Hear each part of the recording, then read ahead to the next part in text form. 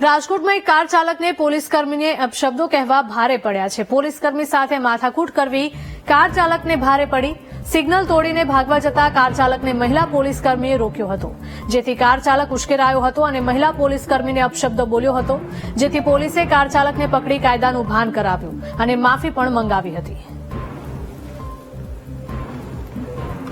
રાજકોટની આ ઘટના રાજકોટમાં એક કાર ચાલકને પોલીસ કર્મીને અપશબ્દો કહેવા ભારે પડ્યા છે। પોલીસ કર્મી સાથે માથાકૂટ કરવી કાર ચાલકને ભારે પડી।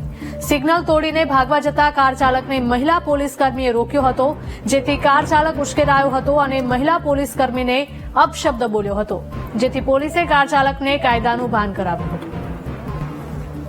સંવાદદાતા ભાવેશ જોડાયા છે ફોનલાઈન પર। ભાવેશ, રાજકોટની આ ઘટના છે કે કાર ચાલકને એક પોલીસ કર્મીએ રોક્યો હતો, પરંતુ તેણે અપશબ્દો કયા હતા?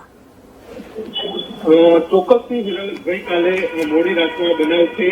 જે કાર ચાલક છે તેને પોલીસે રોકતા મહિલા પોલીસ કર્મીને તેને ગાળો આપી હતી અને ત્યારબાદ પોલીસે તેને જાહેરમાં જ કાયદાના પાઠ છે તે ભણાવ્યા હતા। સમગ્ર ઘટનાની વાત કરવામાં આવે તો માનવ જોશી નામનો કાર ચાલક છે તે ગઈકાલે ગાંધીગ્રામ વિસ્તારમાંથી જઈ રહ્યો હતો। તે દરમિયાન પોલીસ દ્વારા તેની કારને રોકવામાં આવી હતી। અચાનક આ કાર ચાલક છે તેને મહિલા પોલીસ કર્મી સાથે અભદ્ર વર્તન કર્યું હતું અને ગાળાગાળી કરી હતી, જેને લઈને જે નોકરી ઉપર હાજર પીએસઆઈ છે પ્રદ્યુમન ગઢવી તેમને જાહેરમાં જ આ કાર ચાલકની સરભરા કરી હતી।